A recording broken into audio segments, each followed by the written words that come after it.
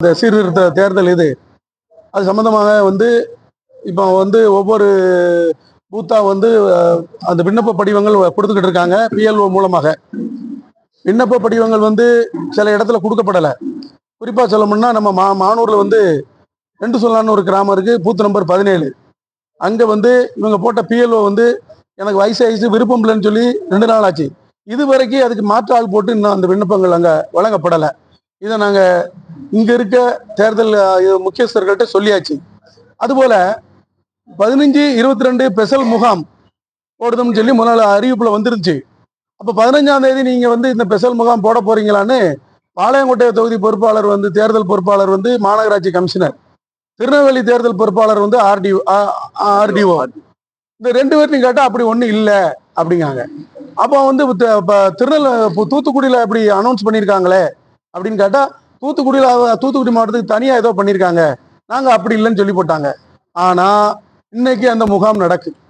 அதிமுகவுக்கு பிரதான கட்சிக்கு அது தெரியப்ப திமுக மட்டும் சொல்லியிருக்காங்க, மற்ற கட்சிக்கு சொன்ன மாதிரி தெரியல, எங்களுக்கு சொல்லப்படவில்லை. எதுக்கான்னு கேட்டா ராத்திரியா முடிவு எடுத்திருக்காங்க. என்ன ராத்திரி முடிவு எடுக்கிறதுக்கு என்ன இருக்கு?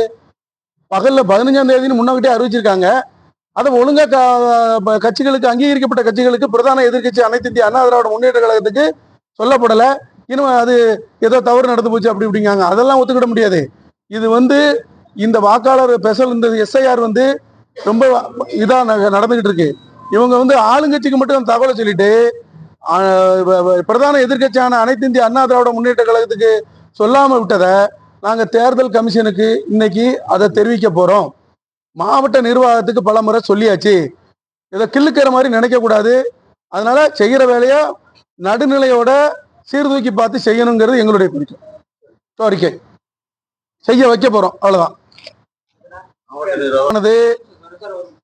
மாவட்ட நிர்வாகமானது, திருநெல்வேலி மாவட்ட நிர்வாகமானது ஆளுங்கட்சிக்கு சாதமாக செயல்படுகிறதுன்னு நாங்க சந்தேகப்படுதோம். அதுக்கு இது ஒன்னே சாட்சி. எங்களுக்கு தெரியப்படுத்தல, ஆனா கேட்டும் இல்லைன்னு சொல்லிட்டாங்க. திருநெல்வேலி தேர்தல் கமிஷன் பொறுப்பாளர்கிட்டையும் கேட்டாச்சு, பாளையங்கோட்டை தேர்தல் பொறுப்பு எங்க கட்சிக்காரங்க கேட்டதுக்கு அப்படி ஒண்ணு இல்லைன்ட்டாங்க. ஆனா திமுகவுக்கு சொல்லியிருக்காங்க, இவங்க திமுகவுக்கு சாதகமா செயல்படுதாங்க. இதை நாங்க தேர்தல் கமிஷனுக்கு சொல்ல போறோம் இன்னைக்கு. ஏன்னா பல முறை சொன்னாலும் அவங்க அந்த திமுகவுக்கு சாதகமா நடக்கிற செயலை கைவிட மாட்டுக்காங்க, நேர்மையா நடக்க மாட்டுக்காங்க.